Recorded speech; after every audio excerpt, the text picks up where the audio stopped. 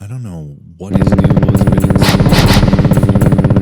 would just, in the hallways in between classes, he would just scream at people randomly as if trying to scare them. I don't remember who this was, why he did this, but he would just be walking up. I remember one incident, he was up down the stairs and this like girl was passing by and he just turned and go, "Ah!" and then just stare at him. I'm like, what are you trying to accomplish? You're not the class clown, clearly. You're class psycho? Is that what you're going for? I have no idea. You don't remember this guy's name? No, I don't remember. No, he was a taller guy. I just have no idea. I never engaged with him, oddly enough, so. Weird. Never bothered to learn him. I don't remember that one. That's one I feel like should stand out, but I don't remember that one. Yeah, I don't know. There's probably like, I'm sure people heard of that one guy. Anyway, that one guy in the friend group, that one guy at work, one guy at school. Nah, but some of them are more powerful and more consistent. Mm-hmm. I don't have any of these in my life. I guess I would say, Mark, you're maybe the closest thing I have to this, but not. You're closest to that one guy. It's not that bad. It's not that bad. Not that bad. But like modernly, there's a big theme of that guy who's always talking about crypto and or meme stocks. Oh, yeah. Crypto bros. And like you don't do this. You talk about it a little because I think you're curious about it. And like we've talked about this before. But you're not that guy where every conversation is like, "Oh, bro, I found this new coin. It's on the Ethereum blockchain." And you really got to get in on this right now. Like, I feel like that's such a weird. It's like a hobby, but the hobby involves money. Yeah. I don't know. It's weird. I mean, weird no, to me. Day trading has kind of always attracted a certain type of people, you know, fast money people that think that if they're cleverer than everyone else, they can get it rich and everyone else is a fool because they see the bigger picture beyond it. And crypto has been like the biggest beacon for that guy. Like everyone and their mother's like a crypto genius because they bought a coin and it happened to go up. And they're like, I'm fucking incredible. I'm so smart. And then they make another bet and then it loses immediately. Much like we talked about last week with the Squid Game cryptocurrency. Yeah. I just keep up with it because I just want to see how things go forward. No, yeah, it's fascinating to me to see all the new stuff coming out and all these people who get sucked in to like the pump and dump scams and stuff. Yeah. Because I feel like those guys are like the exact reason that you can do a pump and dump scam Yeah. with crypto things because they're unregulated. And for anyone out there listening who doesn't know, essentially it's start a new coin, hold the majority of it, it's valueless, and then you pay someone to like tweet about it, you pay FaZe Clan to promote it, whatever, you like pay people, and then as soon as it has any value whatsoever, you sell it all, it goes back to being valueless, except now other people are holding the valueless crap, and you've made some money off these idiots. And like those crypto bros are the people who would completely make that. I don't know, it's crazy. It is crazy. Hey, you guys want to make a cryptocurrency and promote it here and then sell it real quick, get rich? Distract token. Just try. You'll forget what you were talking about as you lose all your money. But hey, you'll own lots of distract token. It's on the venereal disease blockchain, and boy, is it killer. To the moon, past the moon, around Earth, back to the moon for a slingshot, all the way out to like Neptune or some shit. Far, far beyond the moon.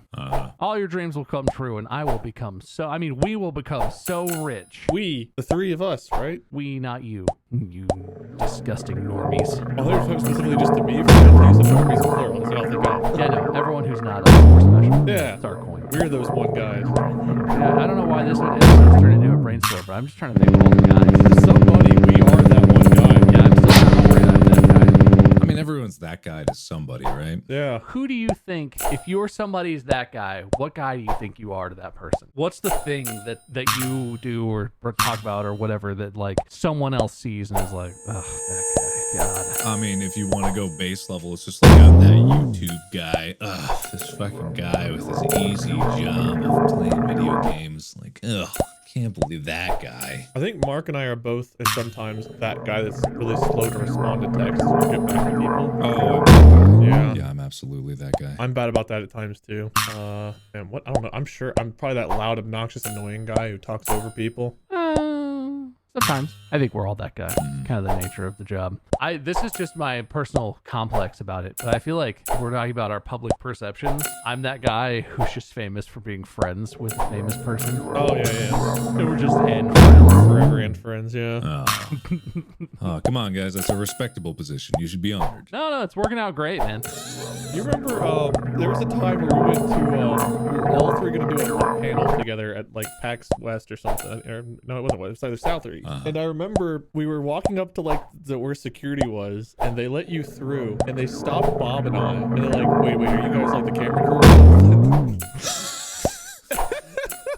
And we're like, no, we're also on the stage. We're on the panel too. And like they looked at each other for a moment before they let us through. Do you remember that, Bob? When we were the camera crew. I mean, that's happened to me multiple times. I always have trouble getting in places. I'm not cool enough. I never have the right badge. I remember the three of us were walking very distinctly together, and they let Mark through and like stopped us to ask us if we were the camera crew.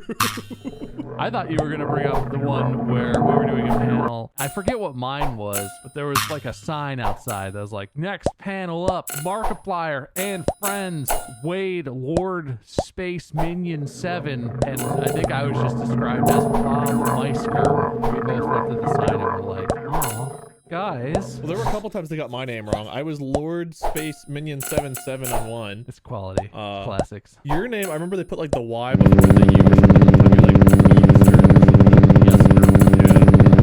they put your username as your last name one time too. You were Bob Myskirms or something. Has that happened to you, Mark? You haven't always been as famous as you are. Have you ever had any hilarious oops with people introducing you or things? I mean, YouTube, when they sent me my gold play button, they misspelled my channel name. No way. It was, well, they didn't misspell it, but it was Markiplier Space Game. Oh no. Games? That's not it. Yeah, and so like for those of you who don't know, my first channel got deleted or it demonetized or whatever you want to call it. Like I couldn't sell ads on it anymore, so I had to make a new channel. So I called it Markiplier Game because that's what I was playing games. And then eventually I got to change it back. But then YouTube, they sent just a completely wrong thing, and I thought, don't you just like copy and paste what's at the top of the URL and put it there? Like, who did this? About once every 2 months, your very last video on your first channel still gets recommended to me. Like, the channel is dead. Long live the channel. Like once every 2 months, it's like one of my most recommended videos. Apparently that channel can be monetized again, so I could always go back to that. Why not? Start posting there and just see what happens. Yeah, see if anybody knows. I'll just use it as my extra channel. Whatever. Well, I did always wonder because you were Markiplier Game. I was like, so when are we getting Markiplier Vlog, Markiplier Sings, or music or whatever? Like, isn't the game to have as many channels as possible? Did you have a stream vlog channel? I still do. It's still there. It's called Markiplier Twitch. Is that yours? I thought that was fake. Oh no, that's real. That's mine. Damn. Yeah, it's there, all right. I reported it for impersonating you, I think. Thanks, man. Well, because it's like it doesn't look official. It looks like somebody ripped your stream VODs. It's really awful and shitty looking. Yeah, that's not the Mark I know. All right, fair enough. Thank you guys. It's appreciated. Got your back, buddy. The first drunk Minecraft is on that channel. It's a stream of the first time that we got drunk and played Minecraft. I don't know if it was all three of us, but I did at least. Yeah, I just played drunk Minecraft drunk. Dude, 9 years ago. Wow. Yeah, this is ancient history. A long time ago, dude. I know, 9 years. Markiplier's Minecraft adventure. Yeah, that's not us. No, that's not us. I'm not gonna say when we're recording this episode, but I think by the time it airs, we will be definitely past my 9-year anniversary posting my first video, which was November 19th of 2012. Wow. Dude. So I started like 7 months after. Board game Catan. When are you gonna finish Catan? When are you gonna bring back Catan and finish it? I actually did play a little bit on my tablet whenever we were down in Texas. Catan, for old time's sake. Catan. Catan. Hey guys, welcome back to Settlers of Catan. I'm Lord Minion 777. Oh, way more muted than that. Dude, I missed Kitchen Wade. Those were the days. Hey guys, welcome back to Settlers of Catan. I do miss the hairline. The rest of it, there's no growing back, buddy. I don't know if I can ever go clean shaven again. Ever since somebody pointed out that whenever I'm clean shaven, the like gap right underneath my nose looks like a dick. I don't think I can go back to being clean shaven now. You can't let one person bullying you get you away from ever being clean I shaven. now can't look at my own shaved face and seeing a dick above my lip. Man, you can't let that affect you. They're getting to you. They're that guy is getting to you. That guy Really cut you deep. I'm now just dick upper lip. That's how I see me. Old dick lip. The hair hides the dick. What were we talking about? That one guy. Oh, that one guy. You know who's that guy that I don't mind generally, that I kind of find a good that one enjoyable? Yeah, I don't know if you had this. Growing up in my neighborhood, we always had that one house, presumably that one guy living there. It was always one holiday. One of them was Halloween. One of them was Christmas. They would just go fucking apeshit with decorations. Like, a lot of people would do Christmas lights. A lot of people would do, like, and, you know, maybe spider webs with decorations for the holidays, redecorate your house. But we had one house where it was like every square inch of yard was lit, had an inflatable, had a thing, a big sign or something. It was like a beacon to space for Christmas decorations. And we had one house where the whole front yard would become like a semi-enclosed haunted yard every year. Those guys, I like those guys. They were fun. That's nice. Fun houses. I don't mind those guys. Do you remember the first time that the dude programmed the lights to play along with the music? Like when that was first like a viral thing? I do. I remember when that was back in the days of emailing videos to each other. Imagine being that dude's like next door neighbor and like trying to decorate, and you're dealing with like the program like do do do do do do do do do do do do do, and like the lights are going in sync with that. And it's like, I got this big plastic Santa over here. Well, you didn't. One thing you didn't know is that they had to deal with 13 weeks of him constantly dun dun dun dun. Fuck! God damn it! Oh, I'm so close. If the fucking light could just go with the beat! Fuck! The weeks leading up. Why did you when you're supposed to?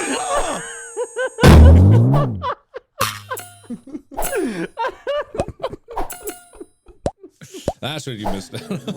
I thought you were going to say the 2 straight months of every night at 6:45 p.m. cars lined up and down the street. What do you have? Some sort of emergency? You need to leave your house? Fuck you. It's showtime. Your neighbor is entertaining the masses, so you better stay the fuck inside for the next hour. Because you know those people are going to get there early, watch the show, hang out, take some pictures. You aren't going nowhere. Yeah, I live at a house in LA where it was near the whatchamacallit, a stadium. Did you live near Dodger Stadium? Yeah, near Dodger Stadium. And so whenever there was a show there, not a game there, like a show, it attracted a different crowd that didn't know the roads as well as the baseball crowd because they know how to get into the stadium. So there was, I think it was like Beyonce or something like that. And my road is not connected to the stadium road at all. But if you look on the map, there's like a dirt path that can kind of go in the direction of it. I was blockaded for the rest of the night and way into the morning. I could never leave my home because there was just a train of cars that would go up, hit this dead end, and then have to like shimmy a back up around and then go around all the people. And meanwhile, they're like, you can't go that way. It's a dead end. Yeah. And everyone's like, I don't believe you, you fool. I remember that street too. That was one of those very typical LA sort of streets where it's like parked on both sides, super narrow. Oh, yeah. Like if there was traffic like that, I can absolutely see how basically turns into a bunch of parked cars in the road because there's no way out. It sure did. It sure did. That's fun, man. That's fun. Oh yeah, it was fun. But I didn't have to deal with that too much. But you got to see all the shows for free, right? Because you got to deal with that. I did. Oh, well, that's nice of him anyway. Oh, Wade, actually, you know what? Speaking of the person who lived next to the guy with the ridiculous light show, I feel like I've seen a picture of one of those setups, and the neighbor of the guy with the insane music, light, everything show just had a big sign in their yard with an arrow pointing at their neighbor that just said, ditto. Which is like just perfect. Yeah. Yeah, it is. And what else can you do at that point? I love thinking about the setup though in the weeks of like him testing it. And just I like the idea of him rhythmically swearing. Fuck! Damn it! Normal stuff. Yeah. Oh man, there's always that guy that tacks on his success to others, just like with the ditto sign or something like that. Or there's this amazing video of someone in a baseball game where the catcher, outfielder, whatever it is, he goes, dives, catches the ball. Everyone around him is trying to help him up. This guy comes in from 14 rows away, like, I'll help you. He's diving through the crowd to help this man. He's already up by the time he gets there, so he can't even put a hand on this baseball player. But then he throws his hands up in celebration after having plowed his way through everybody, knocks someone's phone out of their hand. It goes sailing off into the outfield, and then as he leans over, someone's looking down at the phone. He turns around and goes like, well, whatever, and knocks someone's beer out of their hand. Like, it's just like in all of his effort to try to be a part of the moment, he just caused more calamity than ever. Like, just like, I want to be part of this. This is my spotlight. That makes me think of like acceptance speeches where someone like wins like the Super Bowl or they win like an Emmy or something. Super Bowl. And like the first thing they do is like, I'd like to thank my family. I'd like to thank God for helping me win today. Because the implication is like that whoever didn't win is like, if only they'd had family or God on their side. I don't know if that's what that implies. I don't know if that's what that means. I don't know. I love the thought that people think God, like, I'm not going to say whether I believe or disbelieve, whatever. People can believe what they want to. But, like, would God really care who wins a football game? I don't know. Would God care who wins an Emmy? Why you? Why did Leo not get his Oscar? Why did God hate Leo for, like, 10 years? Why did it take him a decade to give Leo an Oscar? I don't know. What you doing up there, big guy? Maybe I'm misunderstanding. Maybe I'm reading too deeply into this. I've always sort of thought about it as like they're thanking the people who supported them in their efforts. They're not. No, thank you to my wife for sneaking in and recording the Buffalo Bills training camp, giving me that information. Thank you to my kids for blackmailing their school friends. Thank you, God, for preferring our team over the fucking Bills. What do? They don't deserve it. Yeah, no. I'm pretty sure people are thanking anyone they believe gave them support, and their faith or their church or whatever helped them perform to the best of their abilities. Maybe they should be honest and thank themselves for performing well and earning it. Yeah, definitely. Instead of the disingenuous, thank you to this person, this person, this person. What they really mean is me. Well, I mean, I think it is like, sure, the whole God era, but there is a really interesting point of how you were criticizing people that thank their families. Like, it's just like, how, like, why is that a problem? A-holes. No, it's not. Guy just won the Nobel Peace Prize. You know what the first word out of his liar sack of shit mouth was? Thank you to my family for supporting me in my efforts. This fucking guy. What a garbage person. You know what he said next?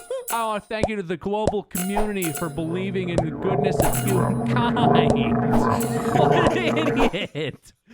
Oh my God.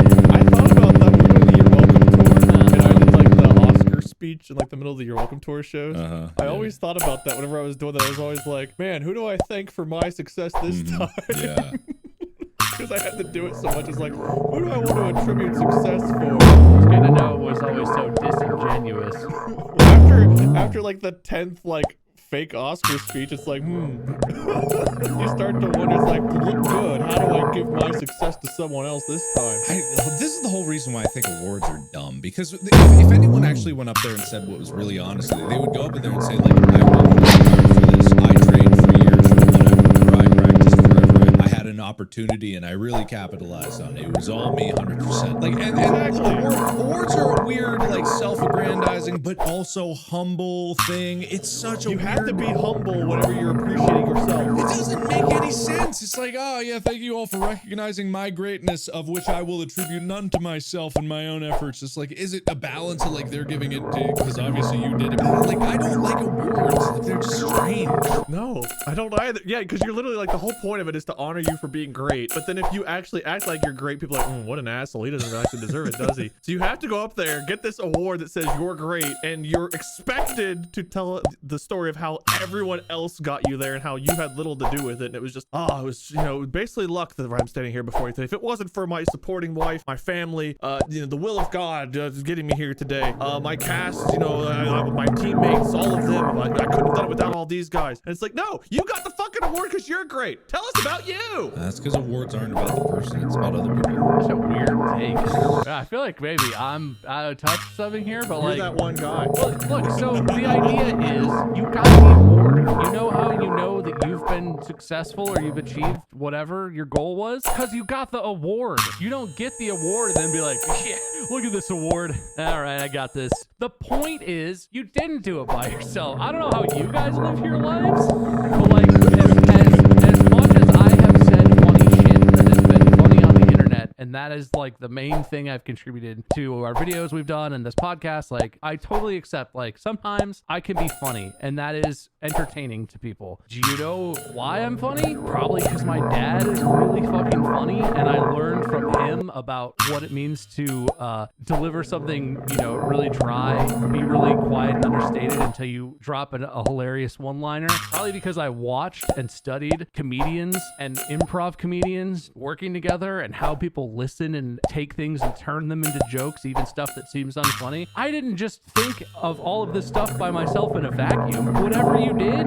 you learned it from somebody. You didn't invent that shit. Look at this guy thanking the ones that came before him. What an idiot. I know. Over Like, here. what? Am I insane? You're supposed to step on the skulls of the people in your past to get to the top. Wade's over here like, I won the award. I did it. I did this. I invented acting. And then I wrote the screenplay. And then I said those words while I filmed me and directed me. And then I edited it. Like, who the fuck do you think put you on the movie screen? It wasn't you. You! No, it wasn't. It was you. You did it all. You deserve all the credit. Step on the backs of your predecessors and crush their spines on your way to the top. I think Wade might be a sociopath. Yeah, might This be. one's running up there. There's like a stand-up bit about that with I think it's just roads in general. It's like people that think they own the road. Like, who do you think paid for us? We all did. All of us contributed to this. This water fountain's here because we paid for it. Like people that just like me.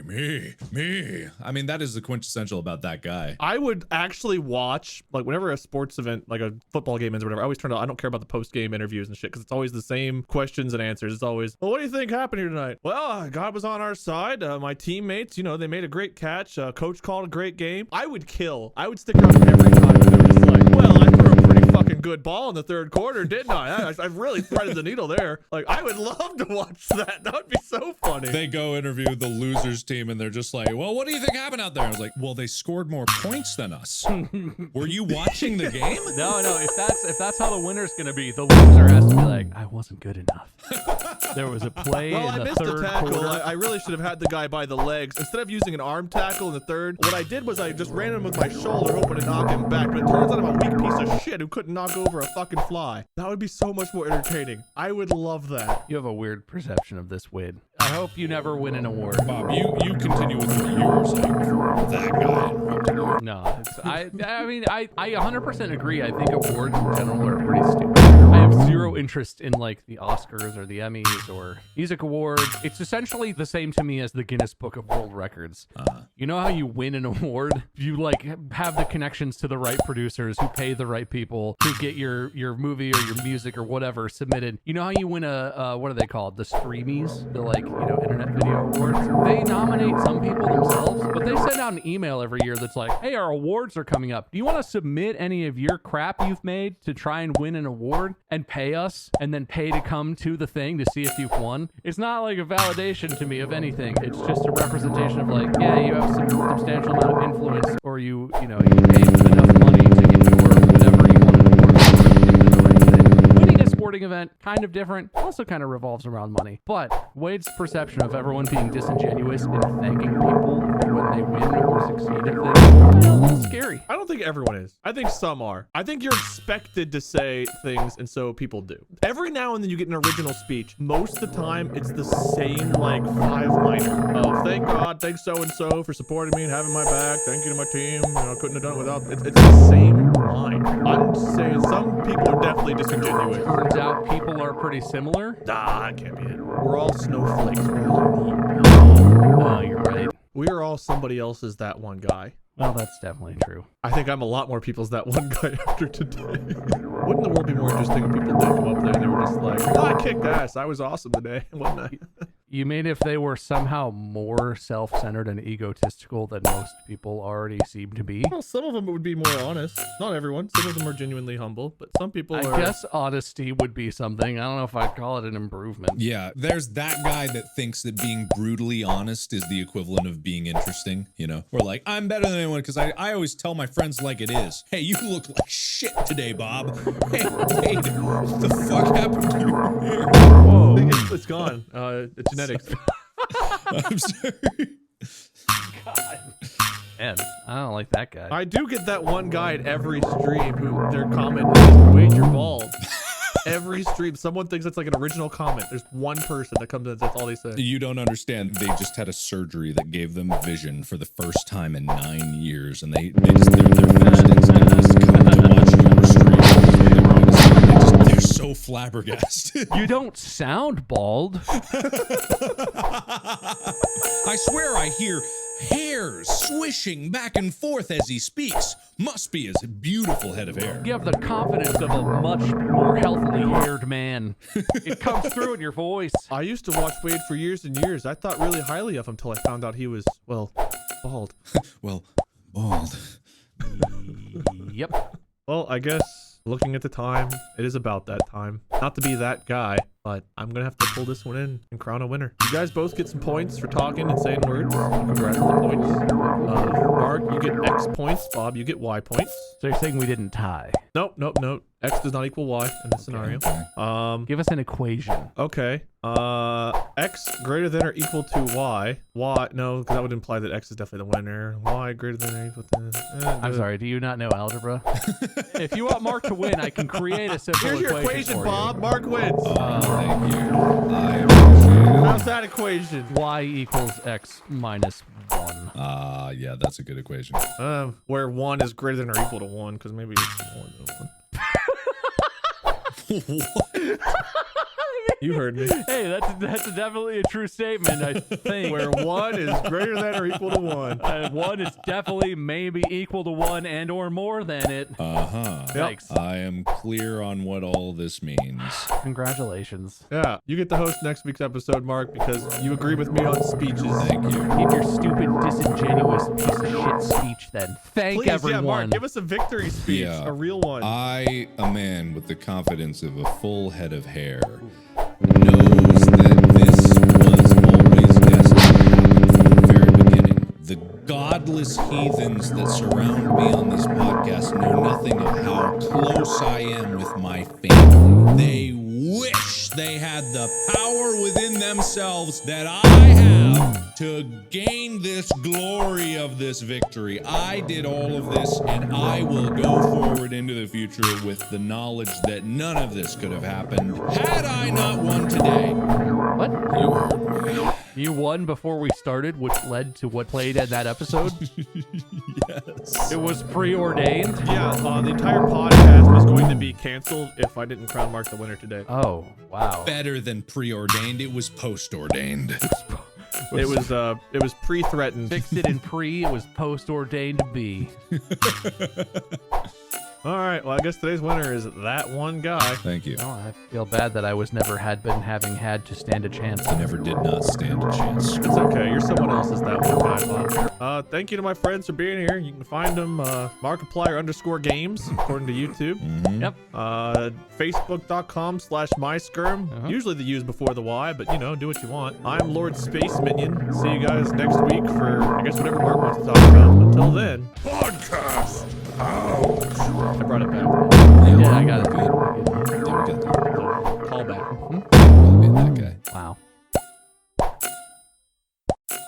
Good evening, gentle listener, and welcome to Distractible, a Wood Elf production with your hosts, Bantering Bob, Mystifying Mark, and Worldly Wade.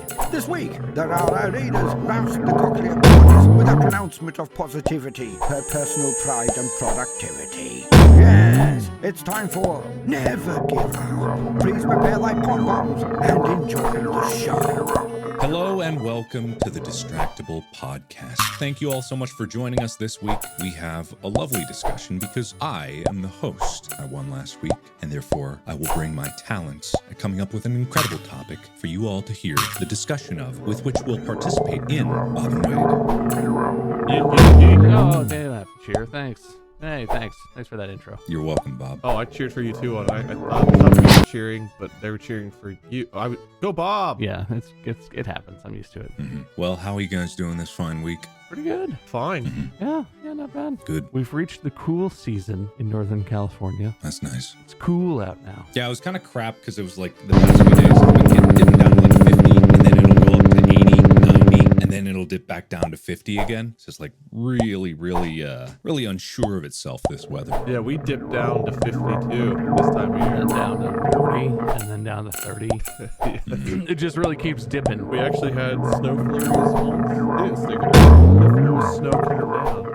I mean, it is a bit over. I mean, it is whenever this episode came out. Yeah, whenever it did. Who knows when it did. We record these the day before. Everyone knows that. Yeah, that's fresh material. You ever see someone get really mad when they discover that something was recorded way before it actually comes out? Yes. They're just like super offended. Like, oh, what? Yeah. We're all being fooled. They're trying to pull the wool over our eyes. It's that guy from Family Guy. They figured out, and they're like, oh, you're just a big phony. Hey, everybody, this was recorded a month ago. These guys are phonies. Yeah. You're wearing the same outfit in part 2 that you wore in part 1. Yeah, they were recorded at the same time. Unbelievable. Unbelievable. Hate to tell you. Wait till they hear about movies. This was recorded a year ago. I wanted a new movie, not an old one. Anyway, You know who you are out there. yeah, you know who you are. Shut up and sit down. Anyway, I have a story that's going to kick off today's discussion, and I think you guys are going to find where it's going as soon as I tell you about it. You're going to tell us a story all about how? Yes. Okay. Anyway, it's an inspirational story. One that really touches the heart and soul of everyone who will hear it. In a world full of darkness and cynicism, all 37 puppies were found alive. Sometimes a shining beacon of light can shine through. The Olympic gold medalist sold his medal to buy food for the hungry, which was him. Better than okay. This is the greatest good. Man crashes airplane 7 times in 4 different states in only 7 days. I know exactly where this is going. Inspirational. You were right. I'm with you. Heartwarming. How could you pick such an obvious topic? Florida man gets his hand behind the wheel. No. This is you're looking at it the wrong way. Oh, okay. Right? Because he survived, I think. I'm pretty sure. The point is, it's a story of perseverance, of overcoming all naysayers who told you, don't fly that plane. For God's sake, stop flying that plane. And this man just kept going because he believed in himself, and he continued to crash that plane 7 times in 4 different states in 7 days, all of which ended with a final crash at the bottom of Lake Michigan. This is a solo or small plane, right? This Yeah. isn't like he was flying a Delta Boeing 747 or whatever. No, small It's plane. the experimental bouncy jetliner. It was an amphibious airplane called a Seawind 3000. Okay. Okay. That sounds adorable. Yeah. Okay. So this man went to California to check the beautiful aircraft that had not been Is flown. he from Florida? I would only imagine, but he went to California to maintain ownership of it. So basically, the aircraft had a total of 20 hours of flying time in its life.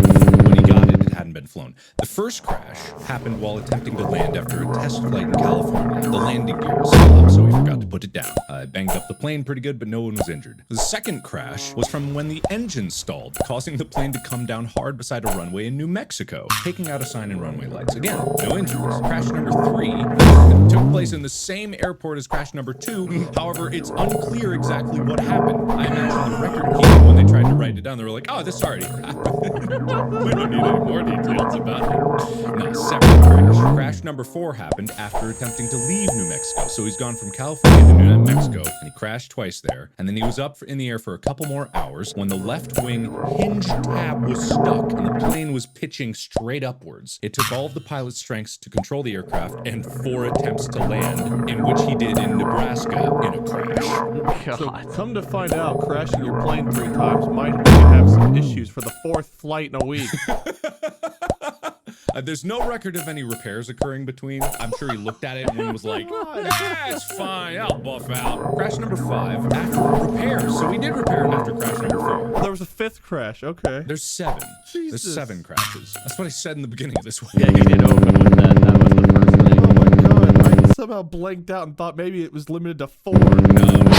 Okay, so after he repaired, he performed a test flight that ended in another crash in Nebraska. So the test did not go well. That's a fail. That's a fail of the test, I think. Yeah.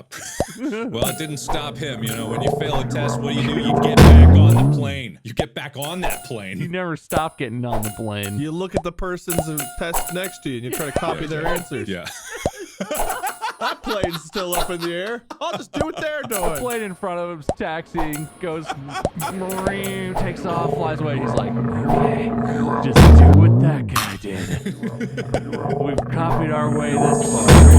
Crash number 6 was apparently the scariest so far. Quote, the hydraulic pressure gauge was registering 0, and the fuel gauge showed an uneven supply. I don't know if it was at an odd number or whatever. He radioed the airport to ask whether there was a spotter on the ground who could look up as he passed to let him know if the landing gear was down. There was no response. Oh, God. And also the landing gear apparently was not down because the nose hit during the landing and the plane skid down the runway in Manistee, Michigan.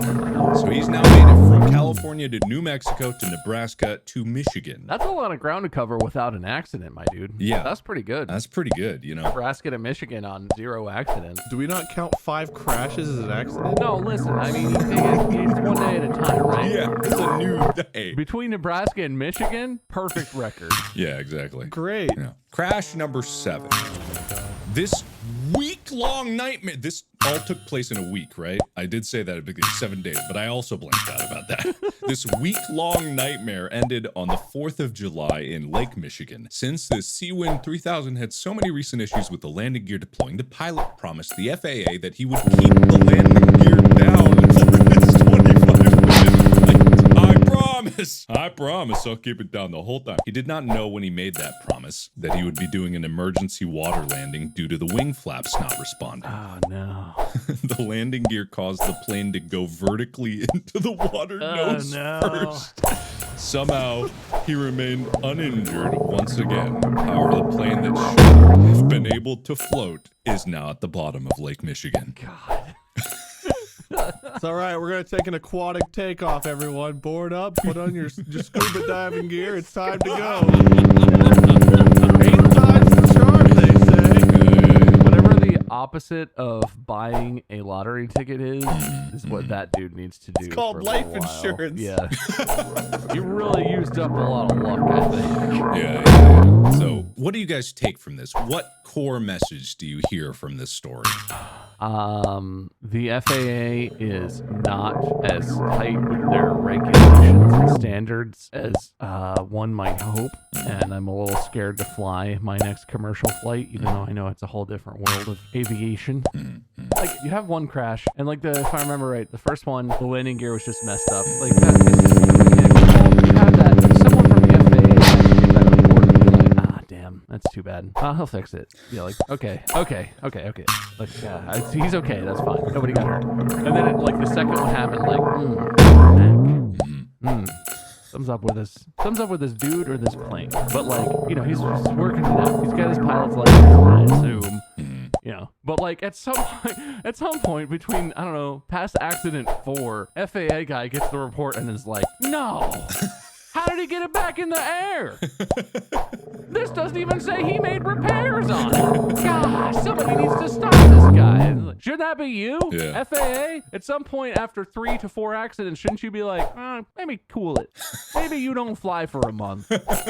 Maybe have a professional fix that airplane you keep crashing. Make sure it's good.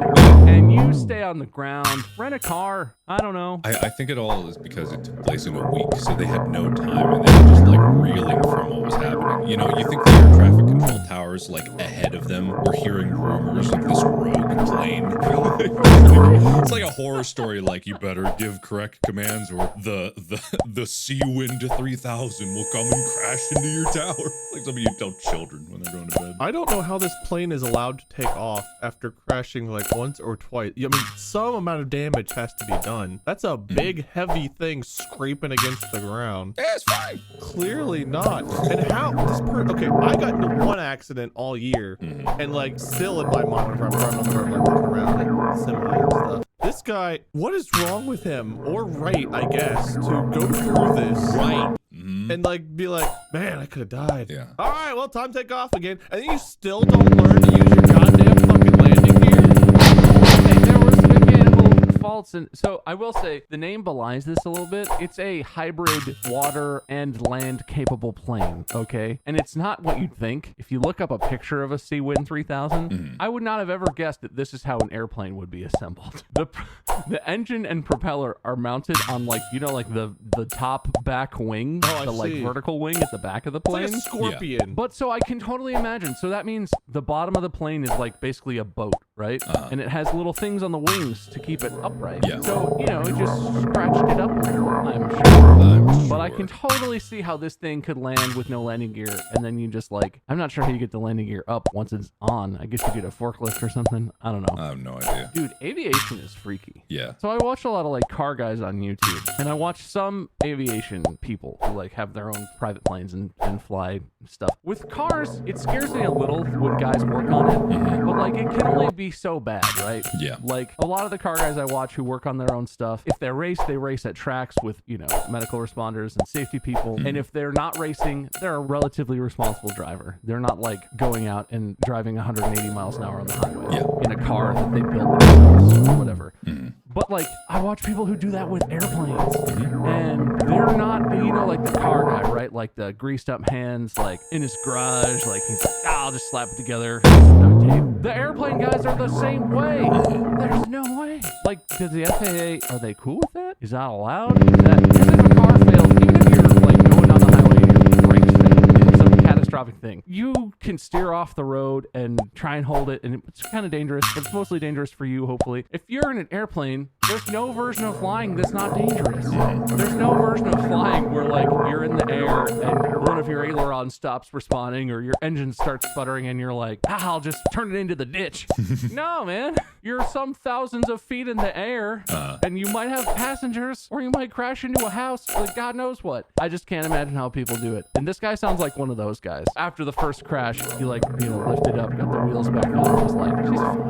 Yes. I checked it over. Yeah. It's fine. Totally fine. Doesn't need any maintenance or anything. It's fine. How is that allowed? How is there not an investigation or like a team at the airport or wherever he's landing that's like, okay, well, we have to look over this thing. It'd be grounded for a few days while we figure out, you know, what went wrong, yada, yada, yada. It's just like, did the dude crash land? Like they came out to investigate. It was like a Scooby-Doo scene where he just like picked up the plane and ran and hid it in a bush. Like how 7 times a week? Yeah, exactly. So the reason I brought up the story, and I think you've all gleaned the understanding, is that you should never give up.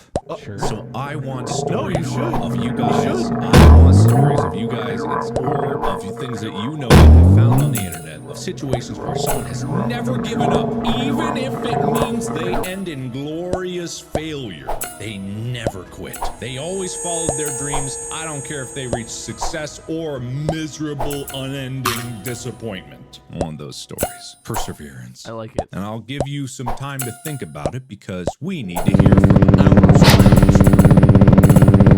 This episode of Distractible is brought to you by Grubhub. I have pledged to have a stress-free holiday season. You know what's hard? You know what's stressful? Holiday season. Cooking. Grocery shopping. Lines. 20 people deep. It's going to be an hour and a half before you get back to your car. Your family's at the house. They're hungry. You're late. You're a failure. You're a bad host. Stress. Anxiety. It's tough. So why not order some food from Grubhub? Or give that gift to other people by getting some Grubhub gift cards, which are the perfect gift for everyone on your list, guaranteed. Everyone can customize their orders. You want no ice in your drink? Cha-ching. You want extra napkins? Cha-ching. It's all doable in the app. And I've also got a strategy for those of you who don't want to cook on the holiday itself, but you don't order on the holiday. This is what you do. You're going to convince people that you cook because you're going to order individual items from different restaurants. You're going to order some turkey from one restaurant, mashed potatoes from another, cranberry sauce from another, stuffing from another. You're going to assemble it all at home with your plates that hopefully you have. If you don't have plates, order them from another restaurant. Ask for extra plates, napkins, silverware, and then people will see this and they won't be able to discern a single flavor from a single restaurant. It'll be a cavalcade. This holiday season, give the gift of Grubhub. Grubhub gift cards are also a perfect gift for everyone on your list, guaranteed. I'm only finding positive stories about needing to quit, but I don't know if that's what I'm looking for. I'm trying to think. I usually smart enough to give up. I've never tried to do anything. Come on, guys. Come on. I started out. I'm looking. I'm trying to get over the trauma of understanding that story is real and that pilot's able to keep his license and that plane is able to take off. You crash your car, there's like a tow truck and all that kind of stuff that show up. You crash a plane, it's just like, you can just walk it off, Tim. Radio tower checks in. You alright? Yeah, I'm fine. You know, I will also accept whatever the hell Never Give Up makes you think of. That's also an option. It makes me think of Galaxy Quest. Never give up, never surrender. You said those in 2 different accents. The first one was like the guy, the alien guy, and then the second one was like Tim Allen. Tim Allen. Never give up, never surrender. I may have brought this up to you guys, but this is unrelated. Have you seen Doom, but everything is Tim Allen? Doom? Like the game? The game Doom, but every image is replaced with a skewed image of Tim Allen's face, and every sound is replaced with a version of him going, ooh? I gotta find Every this. bullet, every enemy, Doom, but Tim Allen. Okay, wait. Doom, but Tim Allen. It's amazing. Will, you have to look up the video Doom but Tim Allen and replace some of the audio from that into this. Because no one will be able to appreciate it visually unless they look it up themselves. But the audio is just even the bullets, even the muzzle fire. Every sound is a grunt. It's everything. It's amazing. Who put this much work into this? Good God, it's incredible. Even the fire. Oh my God, everything. Everything. I gotta stop listening to that. It's gonna break my brain. God, I love shit like that. Today, with games, like, it's so much harder to mod things like that. Whereas, like, before, like, I used to go to modding sites all the time just to see what stupid, funny mods that people could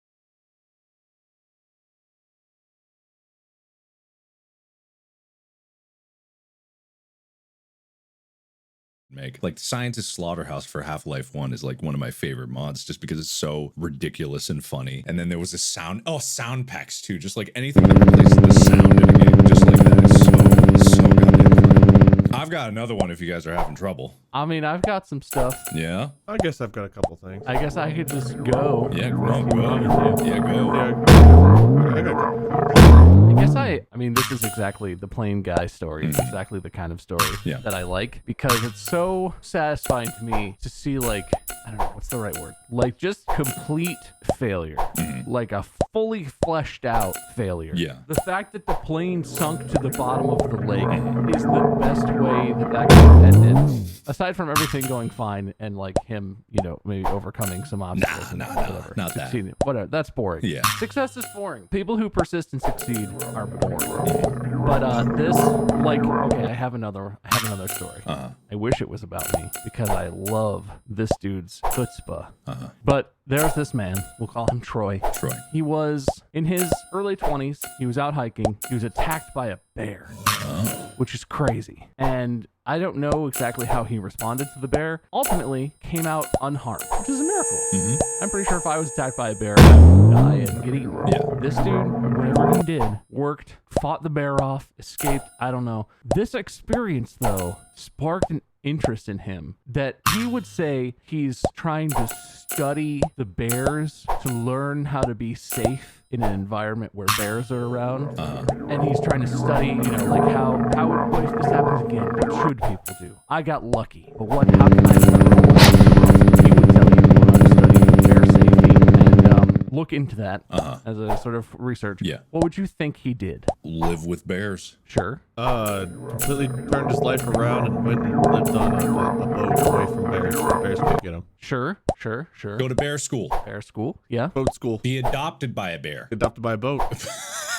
I don't know how boats played into this, but okay. Adopt a bear. Adopting a bear would be Buy pretty... a boat. You really gotta find the right words, Wade. You gotta stay away from the bears. They can't get you on a boat.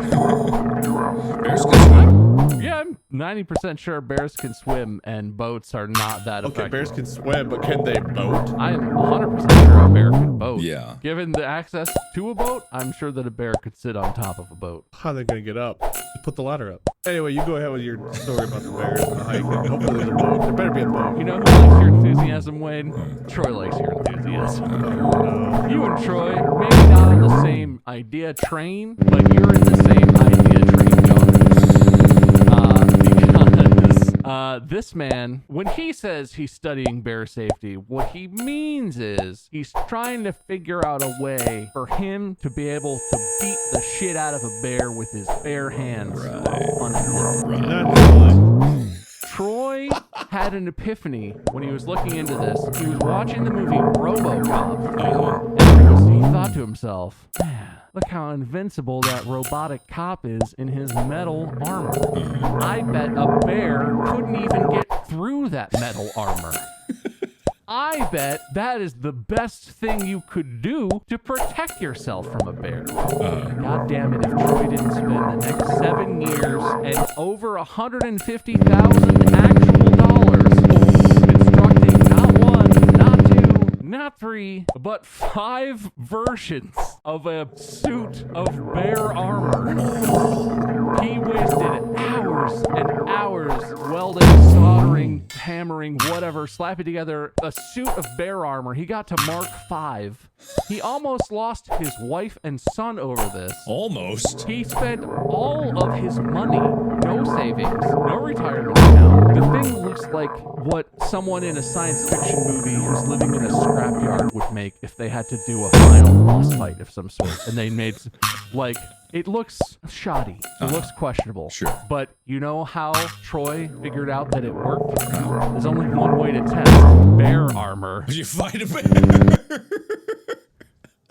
I should have known. What am I, stupid?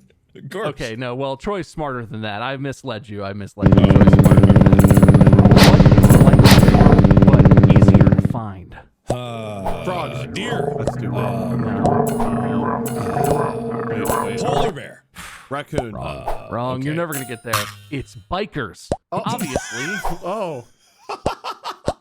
Oh. Yeah, like a bear. That kind of bear. Because they both have B in the name. Troy hired a gang of bikers to come to his test site and try to hurt him with baseball bats, 2x4s, fists, any sort of blunt impact weapon. No guns, no knives, anything. Yeah, nothing's sharp. Thank God bears don't have sharp claws. Yeah. He survived the bikers. Wow. He needed another scientific test. Wait, how well did he survive? Did the bikers survive the test? That's the real question. He didn't even fight back. He just let them have at it, and he was fine. Not a scratch. No problems. Maybe a little concussion. But it's fine. What's the next test? He needs another test. This is science. All right, so he does it against human bears. So now he's got to step it up from there. What's as big as a bear? Cars. Yes. He tries to get hit by a car. Test number 2.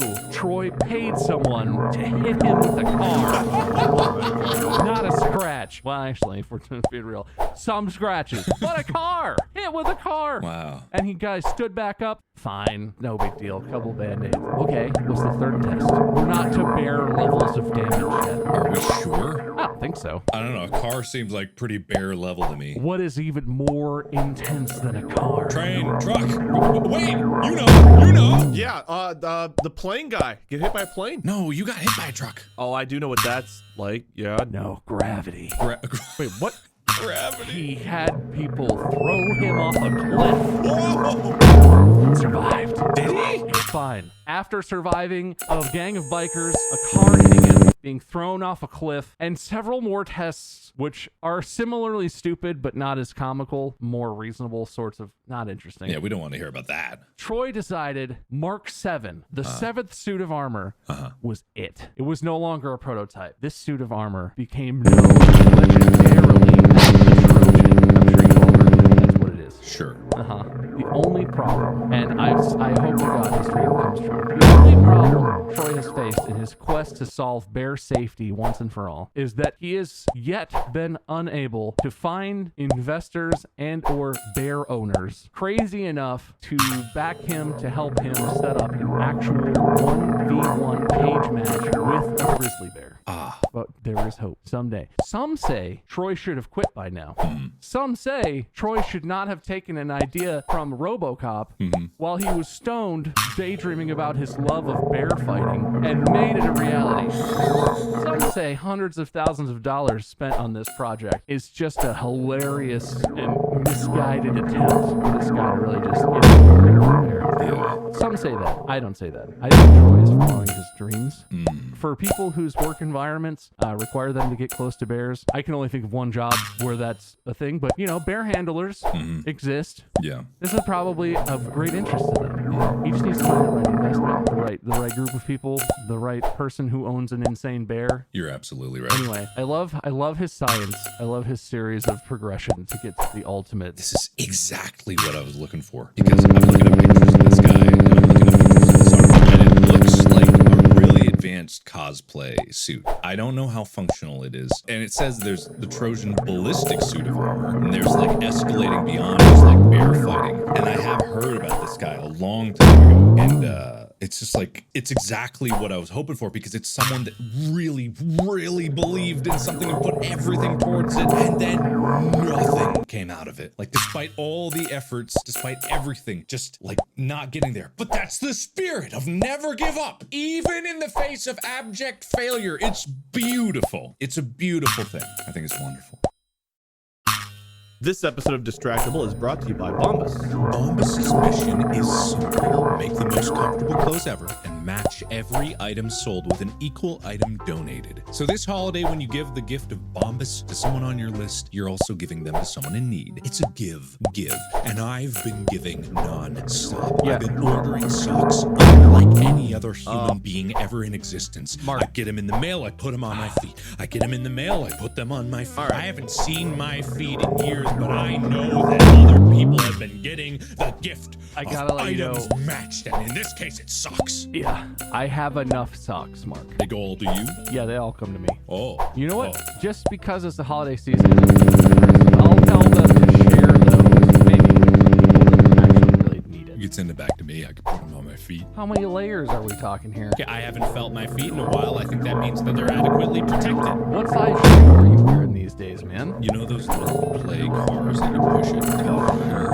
Yeah. Those are my shoes. I don't think that's good, man. I think there is probably a limit on the number of socks you want to be wearing all at once. But how would I know the limit if I don't find it? What's the end? When will you be sock satisfied, I guess? I don't know where you have to go. When do you reach the point where there's nowhere to go but down? I'll let you know when I get there. Go to bombas.com/distractible and get 20% off your first purchase. That's bombas.com/distractible. 20% off. Bombas.com/distractible. They also have shirts. This episode of Distractible is sponsored by BetterHelp. This time of year, I know a lot of people, including myself, have a lot of good and bad memories. There's a lot of things that weigh heavy this time of year, and it's hard to stay happy all the time. It's a stressful time of year. There are people that we've lost that we reflect on and miss. It's a financially demanding time of year. Weather in a lot of places is a lot harder to deal with, but thankfully, BetterHelp is here to offer help. They can assess your needs, match you with a licensed professional therapist, and you can start communicating with that therapist in under 48 hours. I know a lot of you are having troubles out there, and they may be big or small, but the most important step is just to start the conversation. It's not a crisis line. It's not self-help. It's professional counseling done securely online. The healthcare system has been under a lot of stress for a number of reasons, and I know in my area, it's hard to even get appointments right now. BetterHelp offers a wide range of expertise, and they may be expertises that aren't even locally available, or they may be service that you can't get access to in your area. BetterHelp's mission is to make this as available, as accessible for as many clients as possible worldwide. So visit betterhelp.com/distractible. That's BETTERHELP.com/DISTRACTIBL. We have a special offer for Distractible listeners. Get 10% off your first month at betterhelp.com/distractible. I don't have any that's singularly quite that cool, but I found a couple of interesting. I went a different way. You guys went inspirational, like, trying to do something interesting. Finding a bear's good. It's interesting. I went straight to the heart of the criminal underworld to find my stories of perseverance. The first story is of a man who apparently desperately needed some money because in like a 2-day span he attempted, I think, 5 robberies. Yeah. The first one, he brought a crowbar. I think it was like a beauty salon or something. Tried to break in, couldn't break in with the crowbar. Couldn't use it to break the glass, or got scared off or something and took off. Later that morning, went and broke into a pizza place. I think it was a Domino's. Attempted to open a safe with a crowbar. Failed. I think it was a few days later. Comes back with a cordless angle grinder. I don't even know what an angle grinder is, but it sounds like a saw or something, I'm guessing. It's like a grinder. It's a grinder, basically, yeah. But it's like got a small wheel on it. Spins real fast. Anyway, continue. He used the grinder to take the door off the safe and actually succeeded in getting some money out. And for some reason, a few days later, didn't bring that. Tried to rob another safe with a crowbar and failed. And he got caught and, went to jail, whatever have you. So that's the story of the safe robber. However, the second one, this one I find a little bit more interesting, which is why I saved it for last.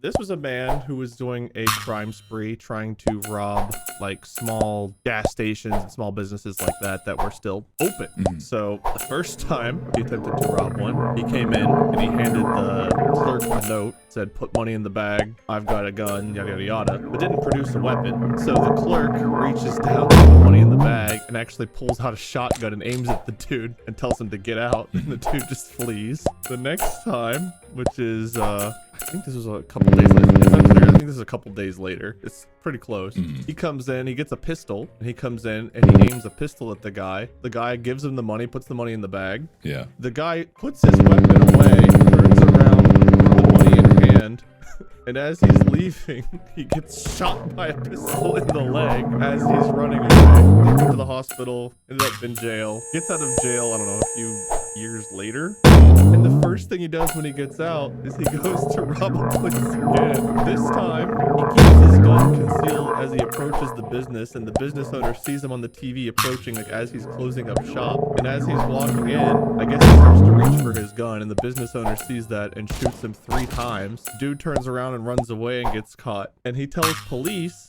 that the other guy should be in jail because, and I quote, "I didn't even have my gun fully out yet. It wasn't a fair fight."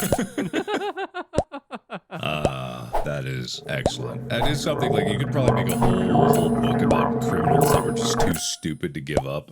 Like just like you didn't learn any lessons from the previous attempts. Like, is this the same guy that didn't bring the angle grinder to the second safe? Like he had that in his garage. He was like, "Oh, I want to stay light. I might need to run."